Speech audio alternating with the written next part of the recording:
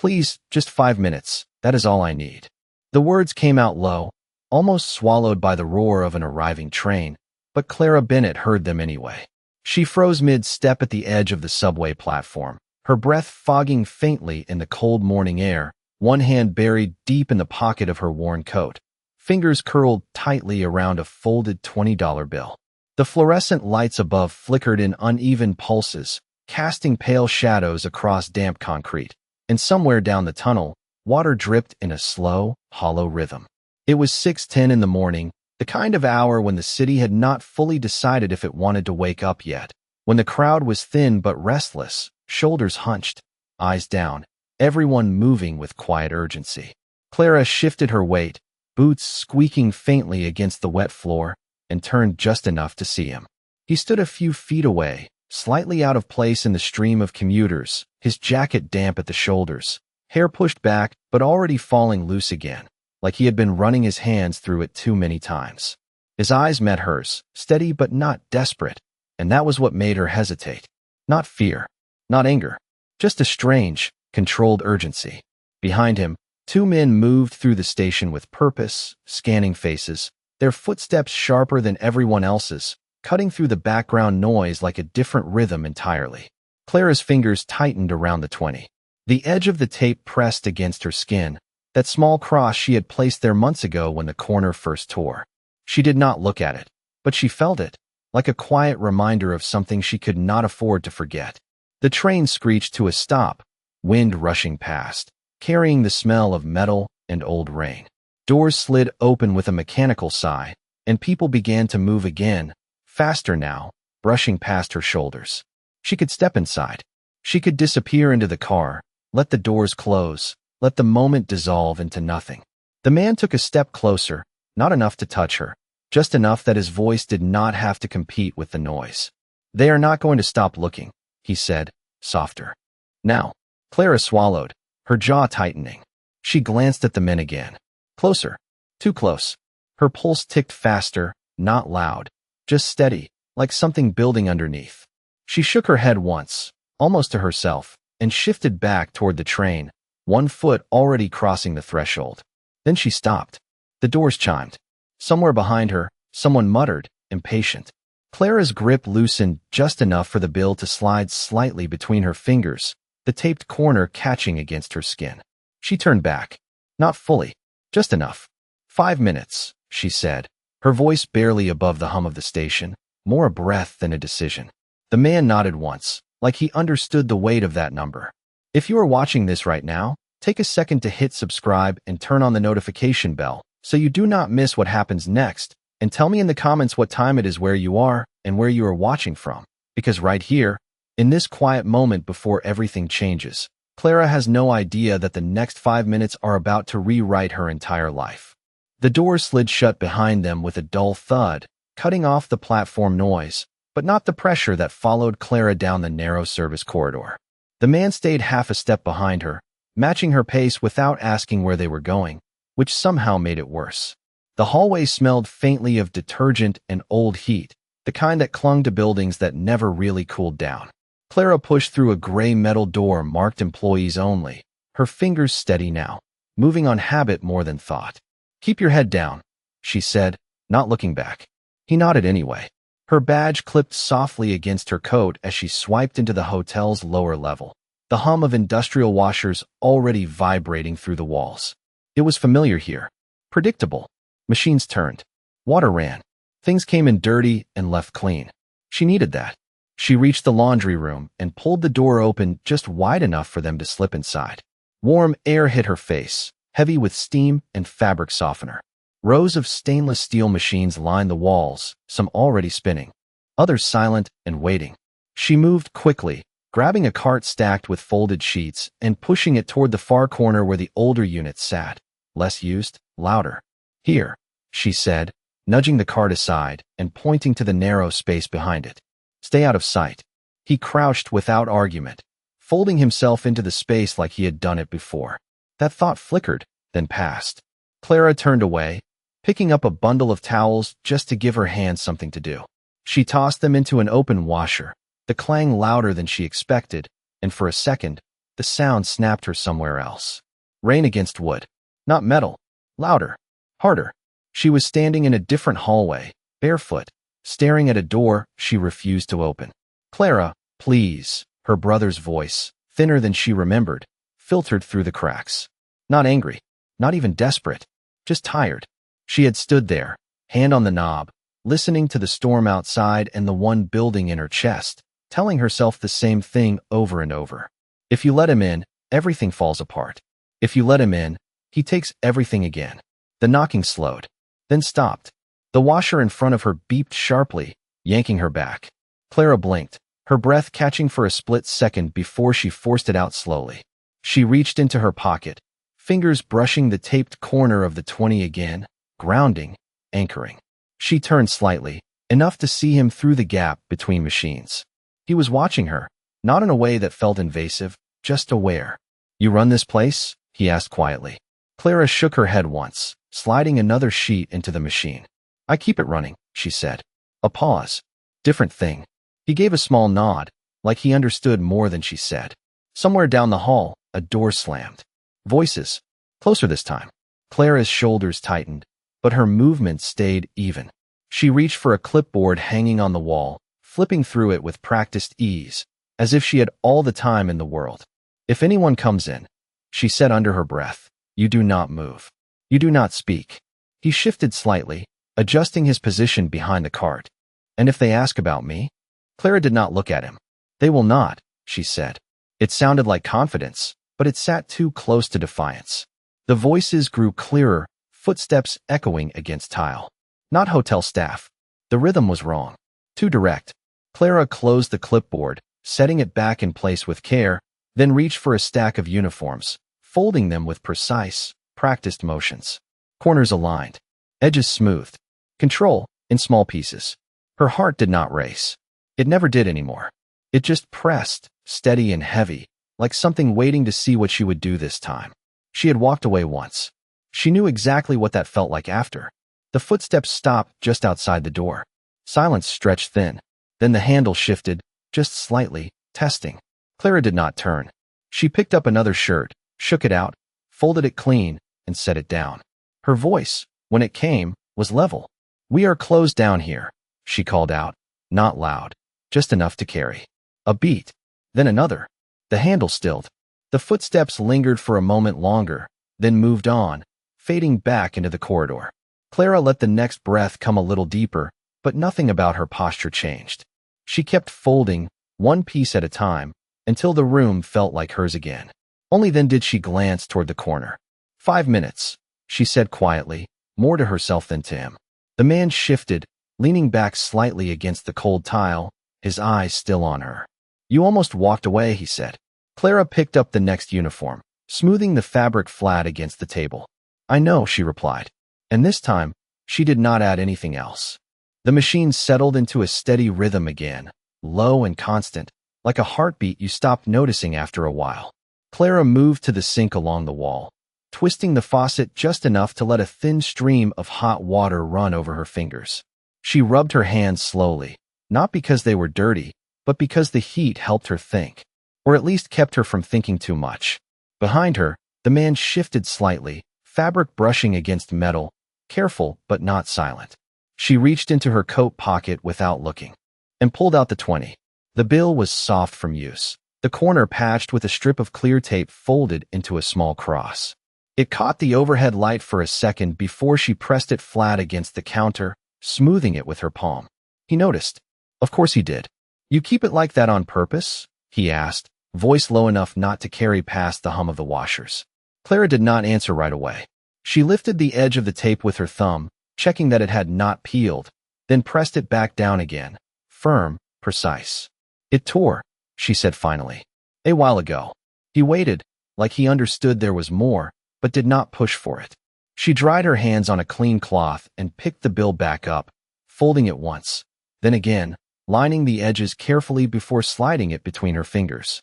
It is the last thing I spend, she added, almost as an afterthought. If I ever do. He leaned his head back against the wall behind him, studying the ceiling for a moment. A rule, he said. Clara shrugged slightly, tucking the bill back into her pocket, deeper this time. A reminder. Another pause stretched between them, filled only by the soft churn of water and fabric. He shifted again, adjusting his position so he could see her more clearly through the narrow gap between machines. Of what? Clara picked up a stack of pillowcases, aligning their corners against the metal table with practiced precision. One edge was off by less than an inch. She fixed it anyway. Of what happens when you ignore something the first time, she said. The words landed flat, not dramatic, just placed there like any other object in the room. She did not look at him when she said it. The memory did not come all at once this time. It never did. Just fragments. The sound of rain tapping against the window, softer than the pounding on the door. Her brother's voice again, but further away now, like it had already started to leave. The smell of coffee gone cold on the counter. Her hand hovering over her phone, screen lit, a missed call blinking back at her. She had told herself she needed one more minute to decide. One more minute to be sure. She had taken 10. Clara folded the last pillowcase and set it down, the stack perfectly squared. She reached for another bundle, but her hand paused midair, hovering just long enough to feel the weight of it. Then she grabbed it and kept moving. So now you do not ignore things? He asked, careful, like he was testing the edges of something fragile. Clara let out a quiet breath that could have been a laugh if it had more air in it. Now I wait, she said. Long enough to know it is a mistake. She glanced toward the door, listening. The hallway was quieter now, but not empty. It never was. And then, he asked. She met his eyes for the first time since she pulled out the bill. Then I decide if I can live with it. The answer hung there, heavier than the steam in the room. He looked at her a little differently after that. Not softer, not harder, just sharper. Like he had found a piece of the pattern he was trying to understand. And me? He said after a moment. Which one am I? Clara held his gaze for a second longer, then broke it, turning back to the table. She picked up a hotel uniform, smoothing the fabric flat, pressing out invisible wrinkles with the heel of her hand. You are 5 minutes, she said. Nothing more than that. But her fingers slowed slightly on the last fold, just enough to give her away. The machines clicked as cycles ended and new ones began, the room shifting through its quiet routine, but something in the space between them had changed. Not trust. Not yet. Just awareness. The kind that did not go away once it settled in. Clara reached into her pocket again, not to check the bill this time, but to make sure it was still there. It was exactly where she left it. She let her hand rest there for a second, feeling the taped corner press back against her skin, steady and unyielding. Then she pulled it away and kept working, as if the room, the machines, and the man hidden behind them were all part of the same system she could keep under control if she just did everything right, one small action at a time. The timer on the farm machine clicked down to 0 with a soft chime, and Clara moved to it automatically, pulling the door open and letting a wave of heat roll out. She reached inside, gathering the damp sheets into her arms, the fabric heavy and warm against her skin. Behind her, the man shifted again, slower this time, like he was measuring each movement against the sound of the room. You ever get tired of this? He asked, not looking at her hands, but at the way she folded, precise, controlled, like each corner mattered more than it should. Clara did not answer right away. She shook out a sheet, the snap of fabric cutting clean through the air, then draped it over the table. Of what? She said. Things that do not change. He leaned forward slightly, resting his forearms on his knees. Same room. Same routine. Same 5 minutes, maybe. Clara smoothed the sheet flat, pressing her palm along the edge, aligning it with the metal seam beneath. Things change, she said. You just do not notice when they do. He watched her for a second longer, like he was deciding whether to believe that. Then, from somewhere inside his jacket, he pulled out a small notebook, worn at the corners, the cover soft from use. Clara caught the movement in the reflection of the steel door and glanced back. You take notes now? She said, quieter than before. He hesitated, the pen already in his hand, then gave a small shrug. Habit. Clara studied him for a beat, then turned back to the table. Of what? He flipped the notebook open, scanning a page filled with tight, deliberate handwriting. Patterns, he said. Decisions. Things people think are small until they are not. Clara let out a faint breath through her nose, something between a scoff and a sigh. Sounds exhausting. It is, he said, almost immediately, like he had not meant to answer that honestly. The words hung there, heavier than expected. Clara picked up another sheet, but her movement slowed just enough to show she heard it. So why do it, she asked. He did not answer right away. Instead, he scribbled something quickly on the page, then closed the notebook halfway, his thumb still holding his place. Because most people do not notice when they cross a line, he said finally. And by the time they do, it is already behind them. Clara's hands stilled for a fraction of a second. The sheet in front of her lay half-folded, edges not quite aligned. She fixed it immediately, sharper this time. Maybe they notice, she said. They just pretend they did not. He looked up at that, really looked this time, like the answer mattered more than anything he had written down so far. That is worse, he said quietly. Maybe, Clara replied. But it is easier to live with. The words settled into the space between them, not confrontational, just there. A different kind of weight. From the hallway, a new sound drifted in. Not footsteps this time, but the low murmur of voices and the crackle of a radio. Closer again, more deliberate. Clara's head tilted slightly, listening, her body already adjusting without thinking. They are not hotel staff, he said under his breath. Clara nodded once, already moving. She grabbed a rolling rack and pushed it a few feet to the side, creating a tighter barrier around him. You stay exactly where you are, she said. If they come in, you are inventory. He almost smiled at that, but it did not quite reach his eyes. And you? Clara reached for a stack of fresh uniforms, draping them over the rack, building a wall that looked casual if you did not know better. I am busy, she said simply. The door handle rattled again, harder this time, followed by a firm knock that did not wait for an answer. Clara did not flinch. She adjusted the last shirt on the rack, smoothing the collar, then walked toward the door at an even pace, her boots quiet against the tile. She opened it just enough to fill the frame, blocking the view inside. Two men stood there, the same ones from the platform, their eyes scanning past her shoulder, trying to read the room without seeing it. Laundry is closed to guests, Clara said, her voice flat, professional, the kind she used when someone tracked mud across a clean hallway. One of the men leaned slightly, trying to look past her. We are not guests. Clara held the door steady, not pushing it closed, not opening it further. Then you are in the wrong place, she said. A pause. The man's gaze lingered on her face. Searching for something. Clara did not give him anything to work with. Behind her, the machines hummed on, steady, unbothered. After a second too long, the man nodded once, like he had made a note of her, then stepped back. We will check elsewhere. Clara inclined her head slightly, already closing the door before he finished the sentence. The latch clicked into place, sealing the room again. She stood there for a moment, hands still on the handle, listening to their footsteps fade. Then she turned back. The rack still stood between them, uniforms hanging like a curtain. The man shifted behind it, just enough for her to see him again. He held the notebook loosely now, no longer writing. That was not 5 minutes, he said. Clara walked back to the table, picking up the half-folded sheet she had left behind. No, she said, aligning the corners with careful precision. It was not. She did not look at him when she added, quieter this time. Things change. The room settled into a quieter rhythm after the footsteps disappeared, like something had exhaled without making a sound. Clara returned to the table, but she did not pick up another sheet right away. Her hands rested flat against the metal surface, fingers spread slightly, feeling the faint vibration of the machines through the steel. Behind the rack, he shifted again, this time stepping out just enough that the line of uniforms no longer fully separated them.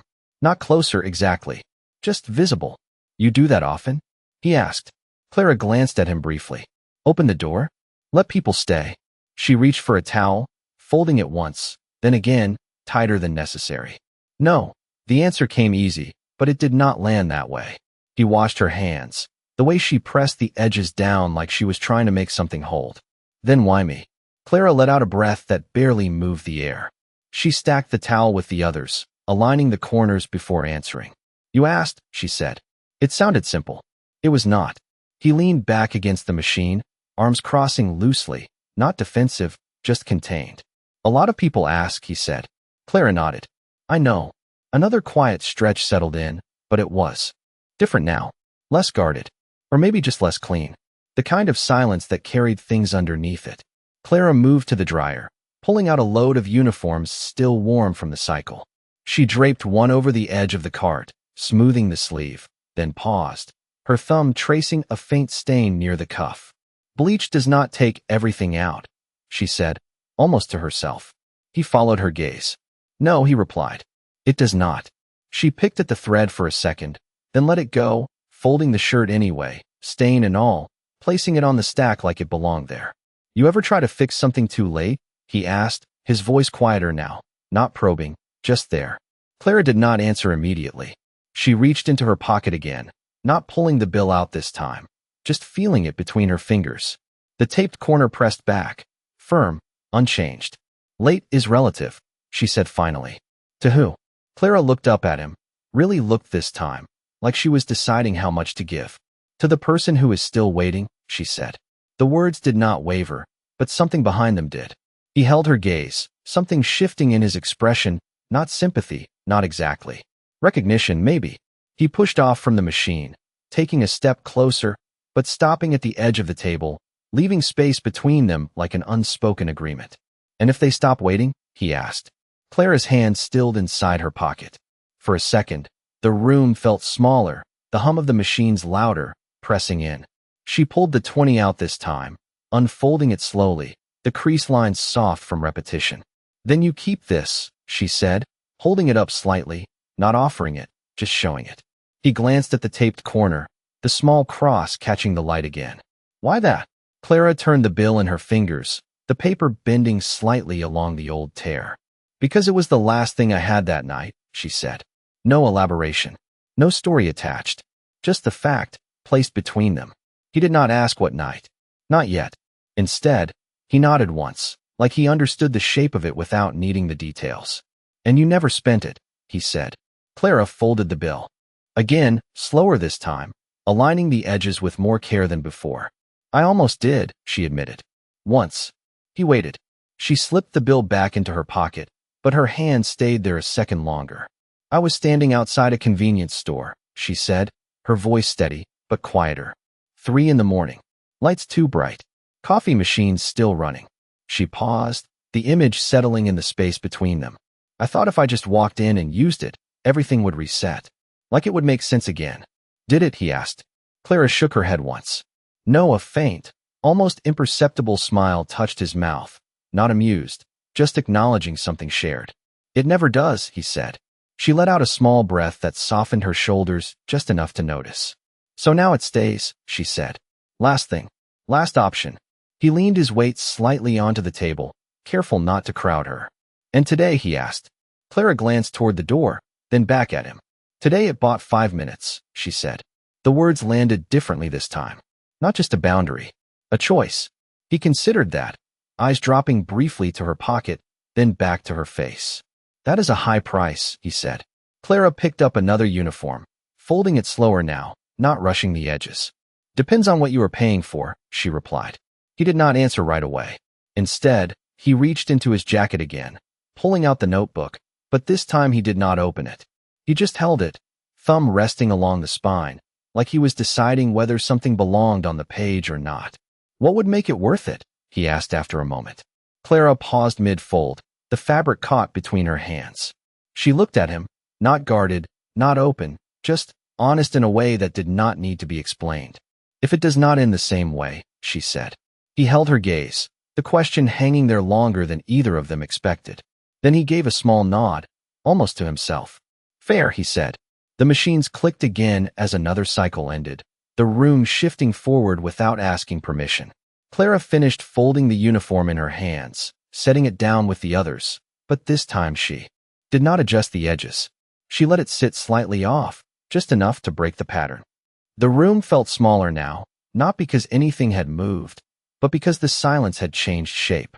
Clara reached for another stack, then stopped halfway, her hand hovering above the fabric like she had forgotten what came next.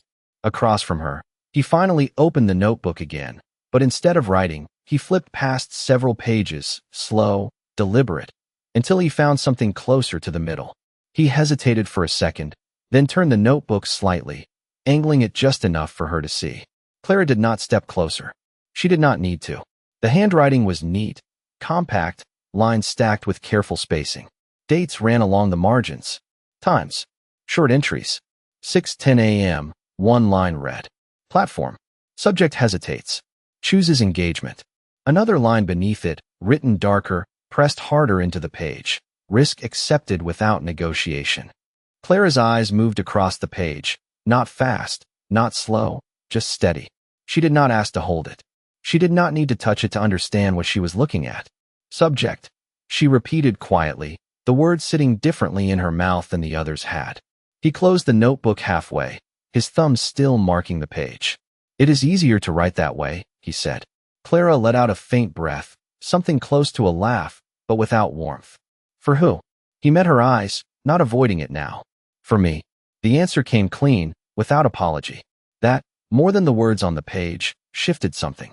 Clara straightened slightly, not stepping back, but no longer leaning into the table. So this was not 5 minutes, she said. He shook his head once. It started as 5 minutes. She waited. He did not rush to fill the space this time. Instead, he reached into his jacket again, pulling out a slim leather card holder, worn at the edges, the kind that had been carried for years. He held it for a second, then set it on the table between them, not sliding it toward her, just placing it there like any other object in the room. Clara looked at it, then at him, then back at it again. She did not pick it up immediately. Her fingers brushed the edge of the table first, grounding, before she finally reached forward and flipped it open. The card inside was simple. No excess design, no unnecessary lines. Just a name, printed in clean black type. Ethan Cole. Beneath it, smaller text. Founder. Cole Urban Systems. Clara read it once. Then again. Her thumb pressed lightly against the corner of the card, not bending it, just feeling the weight of it. She closed the holder and set it back exactly where he had placed it. You could have just said that, she said, her voice even, but quieter now. You would not have believed it, he replied. Clara glanced up at him, something sharper behind her eyes now. You did not give me the chance. He did not argue that. Instead, he nodded once, acknowledging it without defense. You are right. The admission landed heavier than any explanation would have. Clara exhaled slowly, her gaze dropping to the notebook still in his hand. So what am I now? She asked. Still a subject? He looked at the page, then closed the notebook completely this time, pressing the cover flat with his palm. No, he said. That part ended when you opened the door. Clara's jaw tightened slightly, the smallest shift, but enough to register. That is convenient, she said. He did not smile. It is accurate. Another pause. Not empty, just measured. Clara reached into her pocket again, pulling out the 20, unfolding it with more care than before. She placed it on the table next to his card holder, aligning the edges instinctively. The taped corner caught the light again, the small cross standing out against the worn paper. You study decisions, she said, not looking at him. Tell me something. He waited. If I had walked onto that train, she continued, her finger tracing the edge of the bill, would you have written that down too? He considered the question, not answering immediately. When he did, his voice was quieter than before. Yes. Clara nodded once, like she expected that. And what would it say? She asked. He glanced at the notebook, then back at her. Subject prioritizes self-preservation over engagement, he said. Clara let out a small breath, almost amused now, but not quite. Sounds cleaner that way. He did not respond. He did not need to. Clara picked up the bill again, folding it slowly, but this time she did not tuck it back into her pocket right away. She held it for a second longer, then slid it across the table, stopping just short of his hand. Then write this one down, she said. He looked at the bill, then at her, something unreadable passing through his expression. I already have, he replied. Clara shook her head slightly. No, she said. Not like that. The room seemed to hold still for a second, even the machines fading into the background. He did not reach for the bill. Not yet. Instead, he looked at her, really looked, like he was trying to decide where the line was now. How, he asked. Clara met his gaze, steady, no hesitation this time. Without the word subject. The space between them held longer than before, not empty, but edged with something neither of them tried to smooth over. Ethan's hand rested near the bill, close enough to take it, but he did not move. Clara watched that more than she watched his face. It told her more. You want me to change the record, he said finally, his voice low, careful, like he was placing each word where it could not be taken back. Clara leaned her weight slightly against the table, not retreating, not advancing. I want you to decide what matters more, she said. He tilted his head just a fraction. Accuracy or meaning? Clara's eyes flicked up to his, steady. They are not the same thing, she said. He let out a quiet breath through his nose, almost thoughtful. They should be. Clara shook her head once. That is easy to say when you are the one writing it. The words landed without force, but they did not need it. Ethan's gaze dropped briefly to the notebook in his hand, then back to her. You think I control the outcome, he said. You controlled the setup, Clara replied. That is enough. A faint hum filled the pause, louder now that neither of them moved. Ethan finally reached for the bill, but instead of taking it, he slid it a few inches to the side, aligning it with the edge of the table, mirroring the way she had placed it earlier. If I write it your way, he said, it becomes something else. Clara watched the movement, the care in it, the hesitation underneath. Maybe it already is, she said. He met her eyes again, something sharper there now, not defensive, but anchored. You made a decision under pressure, he said. That matters. Clara's fingers tapped lightly against the table once, then stilled. You made one too, she said.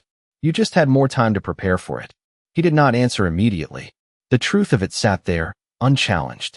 Clara reached for a folded uniform, then set it back down without unfolding it. You planned the question, she continued. You planned the risk. You even planned how it would look when it happened. Her voice did not rise. It did not need to. What you did not plan was me saying yes. Ethan's jaw shifted slightly, the smallest adjustment, but enough to register. I planned for variation, he said. Clara gave a short, quiet exhale. That is not the same thing. Another pause. This one heavier. Ethan placed the notebook down beside the card holder, closing the space between the objects like he was organizing something he could not fully explain. You think this makes it less real? He said. Clara's gaze softened just a fraction, but it did not warm. I think it makes it easier for you, she said. To step back. To say it was part of something bigger. He leaned forward slightly, palms resting on the table now, closer to her than before, but still not crossing that line. It is part of something bigger, he said. Clara held his gaze, unflinching. That does not mean I was. The distinction hung there, quiet but exact. Ethan's expression shifted again, something tightening behind his eyes, not anger, not frustration, just resistance. You are not just data, he said. Clara nodded once. Then do not treat it like that. He glanced at the notebook, then back at her. If I stop writing it that way, he said, I lose the ability to compare it, to understand patterns. Clara's fingers curled slightly against the table, not gripping, just holding their place. And if you keep writing it that way, she said, you lose what made it different. The words landed, deeper than anything she had said before. Ethan did not respond right away. He looked at the bill again, the taped corner catching the light, imperfect, repaired, still intact. You think this is about you, he said quietly. Clara's expression did not change, but something in her posture did, a subtle shift, like she had expected that line. No, she said. I think this is about you deciding whether people are variables or choices. The room seemed to narrow around that. Ethan straightened slightly, pulling his hands back from the table, the distance between them returning without either of them stepping away. You are asking me to change how I see things, he said. Clara shook her head once. I am asking you to see this one thing differently. He considered that, eyes narrowing just a fraction, not in suspicion, but in focus. And if I cannot? Clara reached for the 20, sliding it back toward herself this time, folding it once along the same worn crease. Then it stays what it was for you, she said. She tucked it into her pocket, pressing it flat against the lining. 5 minutes. Ethan's gaze lingered on the space where the bill had been, then lifted to her face again. And for you, he asked. Clara picked up the uniform she had set aside earlier, unfolding it slowly, smoothing the fabric with deliberate care. A decision, she said. She aligned the edges, but this time she did not press them down. She left the fold soft, unfinished. The difference was small, almost invisible, but it stayed there between them, unanswered. The hum of the machines continued, steady and indifferent, but something in the room had shifted past the point where it could return to routine. Clara kept folding, slower now, each motion deliberate, but no longer precise in the way it had been before. Across from her, Ethan stood still, the notebook untouched beside his card holder, both objects now feeling out of place on the metal surface. The silence stretched, not empty, but waiting. Then, from somewhere beyond the door, a new sound cut through the air. A sharper voice this time. Closer. Followed by the crackle of a radio and the distinct click of someone testing every door. Along the corridor. Not passing through. Searching. Clara's hand stopped mid-fold. She did not look at Ethan right away.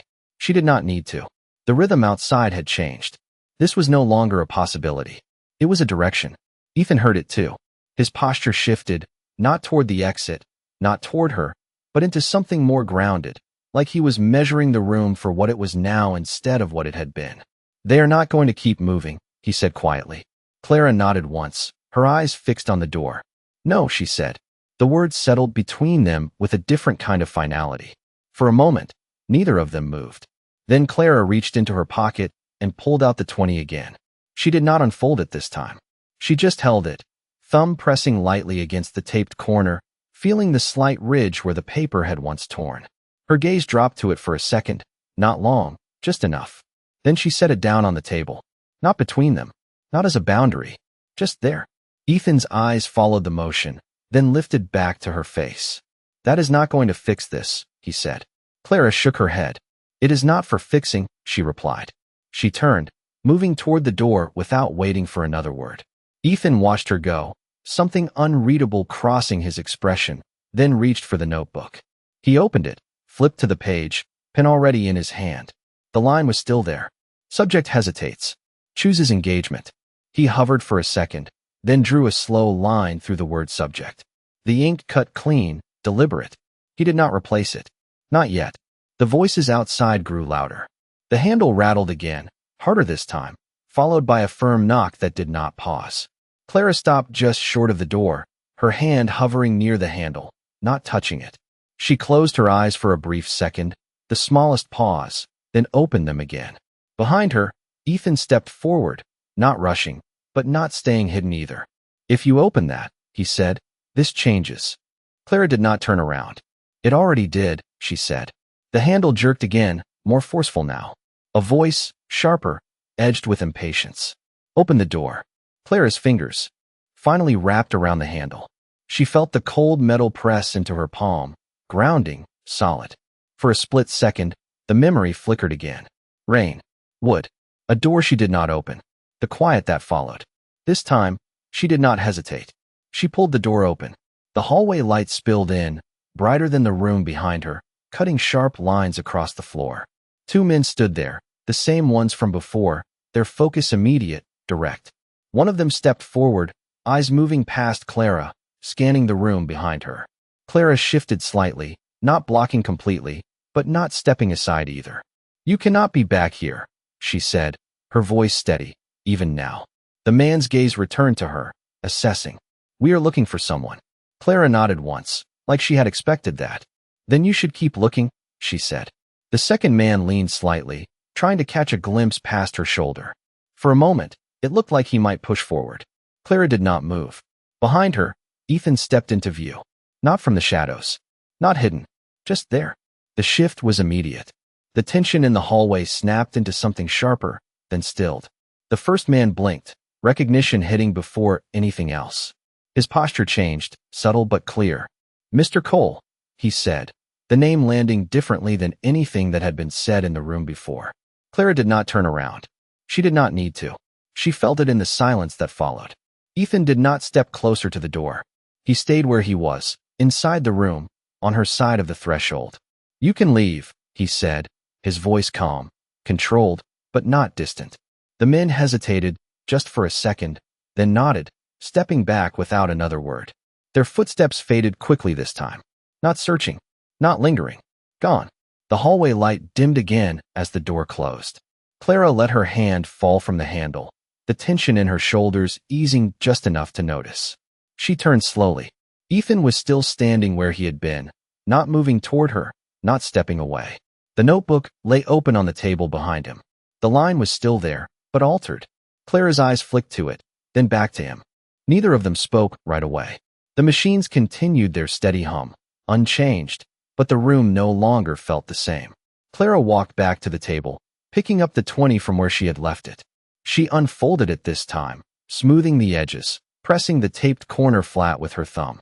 Then she looked at him, not questioning, not accusing, just seeing him differently now. 5 minutes, she said quietly. Ethan nodded once. You spent it, he replied. Clara held his gaze for a second longer, then folded the bill again, slower than before, more careful. No, she said. She slipped it back into her pocket, pressing it flat against the lining. I used it.